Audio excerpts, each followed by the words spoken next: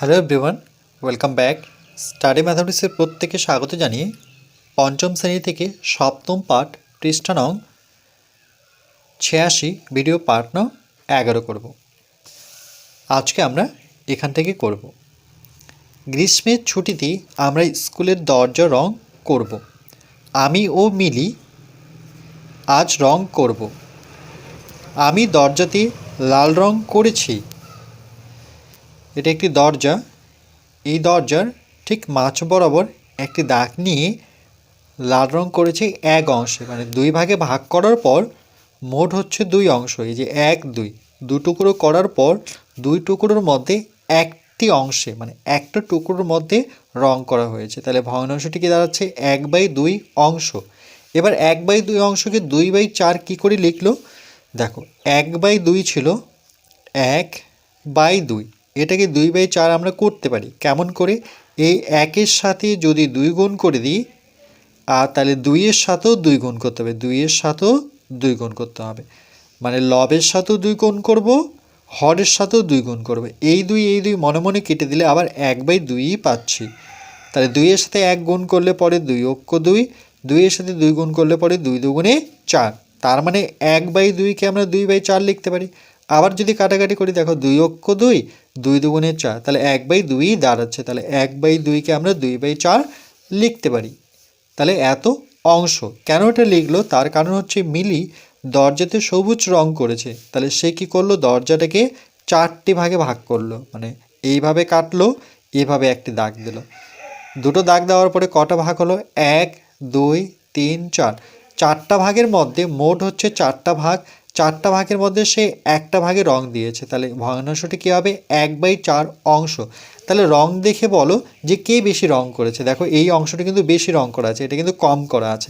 এবার যেহেতু এই ভগ্নাংশটির হর হচ্ছে 4 আর এই ভগ্নাংশটির হর হচ্ছে 2, তাহলে কিন্তু হলো না।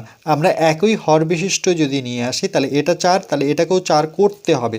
তাহলে 4 করার জন্য আমরা কি করব? এই যে এটা করব, মানে 2 দিয়ে 1কে গুণ করব, 2 দিয়ে আবার 2কে গুণ করব এই নিয়ম অনুযায়ী। তাহলে কত? 2/4। তাহলে দেখো একই হর বিশিষ্ট ভগ্নাংশে পরিণত হলো 2/4, আর এটা হচ্ছে 1/4।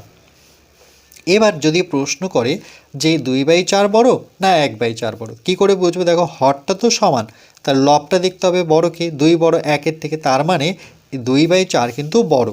তাহলে তাই 2/4 অংশ না 1/4 অংশ বড়। এই যে লেস দেন, এটা গ্রেটার দেন, এটা লেস দেন, তাহলে এই দিকটায় বড়, 2/4 বড়, যেহেতু এর হর একই, এটাও 4 এটাও 4, তাহলে এটা দেখে বুঝতে পারছি না।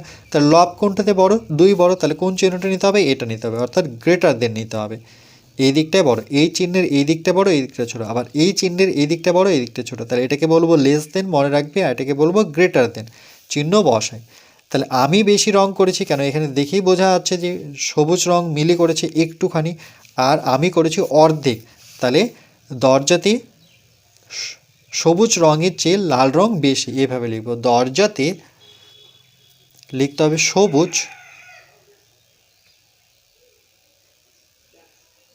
সবুজ রঙের চেয়ে লাল রং, এখানে লিখব লাল রং বেশি। দরজাতে সবুজ রঙের চেয়ে লাল রং বেশি। তাহলে আমরা কি শিখলাম? শিখন সামর্থ্য এখান থেকে, যে বিভিন্ন পদ্ধতিতে ভগ্নাংশের লঘিষ্ঠ আকারে প্রকাশ, সেটা শিখেছি। তার সাথে শিখেছি প্রকৃত ভগ্নাংশকে নির্দিষ্ট লব বিশিষ্ট ভগ্নাংশে প্রকাশ করা। আর এখানে এই যে চিহ্নটি রয়েছে, এটিকে আমরা লেস দেন বলবো, LESS, লেস THAN। আর এই চিহ্নটিকে আমরা বলবো greater than, GREATER, greater than THAN। এই চিহ্নের আরেকটি শর্ত জানতে হবে যে এই দিকটায় সবসময় বড় সংখ্যা বসে, আবার এই দিকটায় সবসময় ছোট সংখ্যা বসে, ছোট সংখ্যা। যদি চিহ্নটিকে ঘুরিয়ে দিই, তাহলে এই দিকটাই হলো ছোট সংখ্যা, এই দিকটা তখন হবে বড় সংখ্যা। এই তথ্যগুলো কিন্তু জানতে হবে।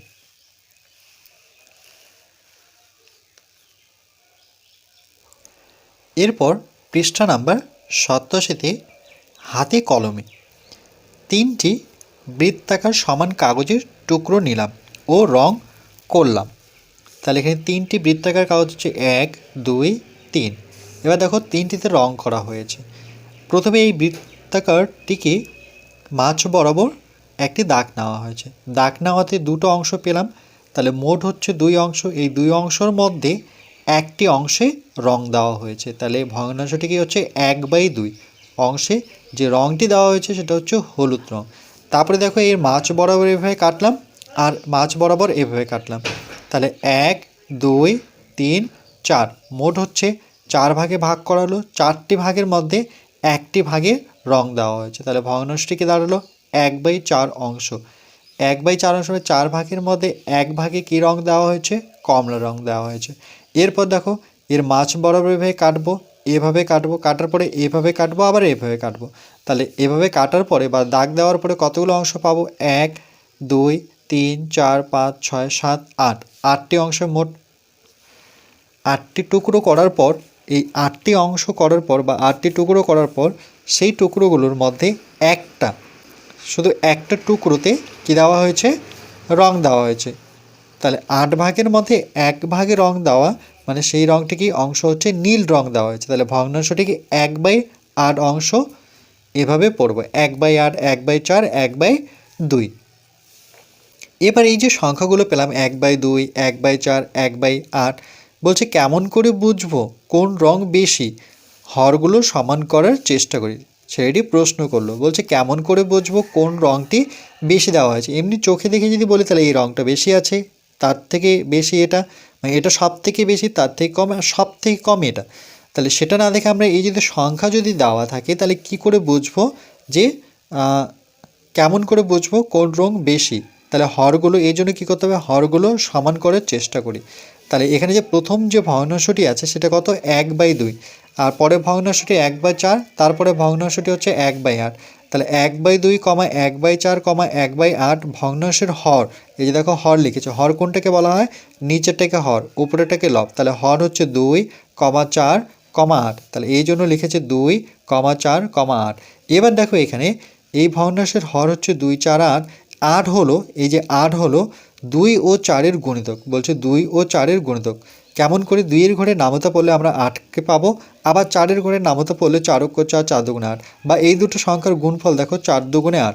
তাহলে 8 হচ্ছে 2 ও 4-এর গুণিতক। বা 8কে যদি ভাঙি, তাহলে 8কে ভাঙলে কিন্তু 2-এর ঘরে নামতা পড়লে, এই যে দেখো গুণিতক কী করে বের করে আমরা শিখেছিলাম, এই 8-এর ঘরে 8, মানে 8কে পেতে গেলে 2-এর ঘরে নামতা পড়ো, 2 × 2 2 × 4 3 × 6 4 × 8। তাহলে আমরা বলতে পারি 8 হচ্ছে 2 ও 4-এর গুণিতক, রাইট?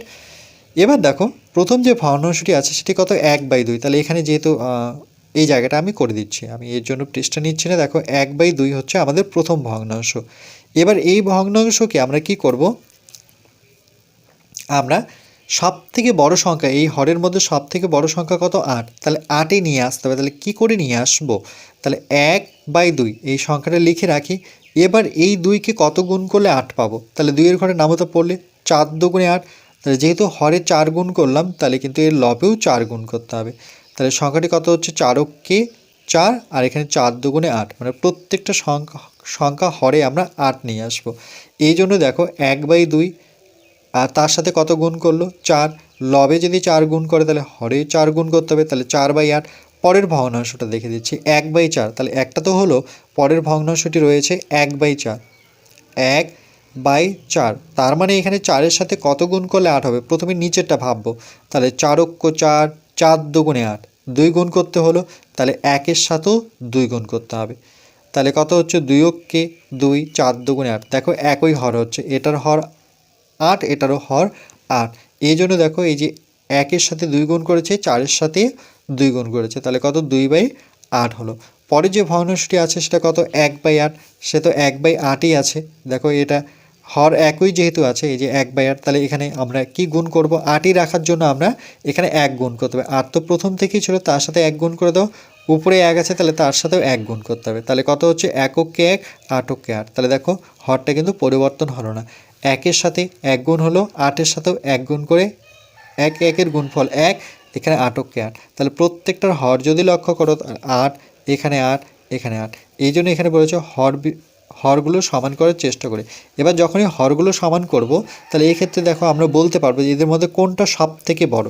তাহলে দেখো 8 প্রত্যেকের নিচেই আছে, তাহলে আমরা কোনটা দেখে করতে পারো? উপরে 4, এটার উপরে 2, এটার উপরে 1, তাহলে সব থেকে বড় সংখ্যা 4, তাহলে এটা বড় 4/8। তাহলে দেখো 4/8 লিখলো, তারপরে এই চিহ্নটি দিল, গ্রেটার দেন চিহ্নটি দেওয়া হলো। তাহলে যেহেতু 4/8 সব থেকে বড়, তাহলে এখানে যে চিহ্নটি নিব সেটি হচ্ছে গ্রেটার দেন, এই দিকটা সব থেকে বড়। এবার এই দুটো ভগ্নাংশের মধ্যে বড় কোনটা, 1/8 না 2/8? অবশ্যই 2/8, যেহেতু লব বড়, তাহলে তারপরে বসাবো 2/8। এটা বড় কার থেকে? 1/8 থেকে, তাহলে 1/8 থেকে বড়, তাহলে এইভাবে চিহ্নটি দিতে থাকবে। সব থেকে বড় এটা, এই দুটোর মধ্যে বড় এটা, আর সব থেকে ছোট যদি বলি এটা, তারপরে ছোট এটা, তারপরে কিন্তু বড় হচ্ছে এটা। এবার এই সংখ্যাগুলোকে দেখো, এটাকে আমরা ঘুরিয়ে যখন লিখব, তাহলে এই যে 4/8, 4/8 পেয়েছি কোথা থেকে? দেখো 4/8 পেয়েছি আমরা 1/2 থেকে। এই যে প্রথমে শুরুতে কী ছিল? 1/2। এখানে যদি লক্ষ্য করো যে 4/8, এটা মেন অঙ্কটা কোথায়? এই যে 1/2, তাহলে 4/8 যেখানে আছে সেখানে 1/2 পুট করে দিই। 2/8, 2/8 যখন পেয়েছি তার মেন অঙ্কটা কত ছিল? 1/4, তাহলে যেখানে 2/8 আছে সেখানে 1/4 বসিয়ে দেব। বসানোর পর 1/8, 1/8 থেকেই আসছে, তাহলে এখানে 1/8 বসাবো। তাহলে এটা করব। তাহলে সব থেকে বড় যদি আমরা এই ভগ্নাংশগুলোর মধ্যে বলি যে 1/8, 1/4 না 1/2, সব থেকে বড় হচ্ছে 1/2, তারপরে বড় হচ্ছে 1/4, আর সব থেকে ছোট হচ্ছে 1/8। তাহলে এখানে আমরা কি পেলাম?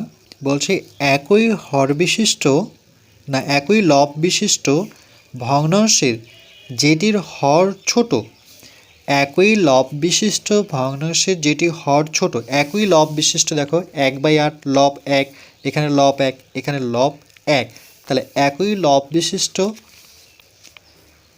ভগ্নাংশের যেটির হর ছোট, সব থেকে হর ছোট কোনটা? 8, 4 না 2? 2 হচ্ছে সব থেকে ছোট। সেই ভগ্নাংশটি কি হয়? সেই ভগ্নাংশটি দেখো 1/2 সব থেকে বড় হয়, তাহলে এখানে লিখব সেই ভগ্নাংশটি বড় হয়, কমা, আবার যেটির হর বড়, মানে আবার এই কোশ্চেনটাই যে একই লব বিশিষ্ট ভগ্নাংশের যেটির হর বড়, হর কোনটাতে বড়? 2, 4 না 8? 8 যেহেতু বড়, তাহলে আবার যেটির হর বড় সেই ভগ্নাংশটি কী হয়? সব থেকে ছোট হয়। দেখো 1/8 কিন্তু যেহেতু গ্রেটার দেন আছে এটা, তাহলে এই দিকটা সব থেকে ছোট, তাহলে এখানে বসাবো ছোট।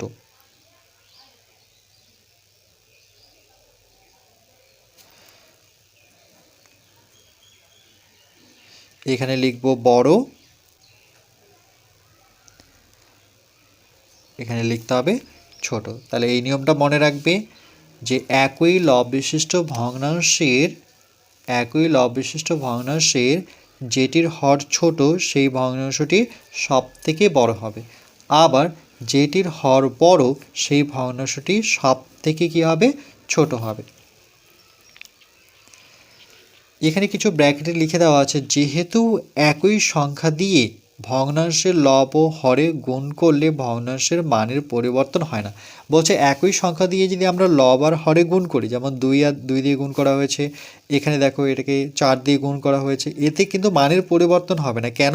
4/8কে দেখো কাটাকাটি করো, 4 × 4, 4 × 2, তাহলে দেখো 1/2 পাচ্ছি। যেমন এখানে 2 দিয়ে গুণ করা হয়েছে, কিন্তু আবার 2 দিয়ে যদি কাটাকাটি 2 × 2, 2 × 4, তাহলে মানের কোনো পরিবর্তন হচ্ছে না। আমরা একই সংখ্যা, কিন্তু এখানে শর্তটা এটাই যে একই সংখ্যা দিয়ে ভগ্নাংশের লব ওর হরে, মানে দুটো লবেও যেই সংখ্যাটি দিয়ে গুণ করব, হরেও সেই সংখ্যাটি দিয়ে গুণ করতে হবে, তাহলে পরে ভগ্নাংশের মানের কোনো পরিবর্তন হবে না।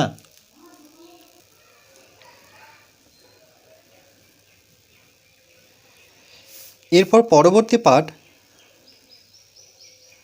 পাঠ নাম্বার 12তে আমরা পৃষ্ঠা নাম্বার 88 করব।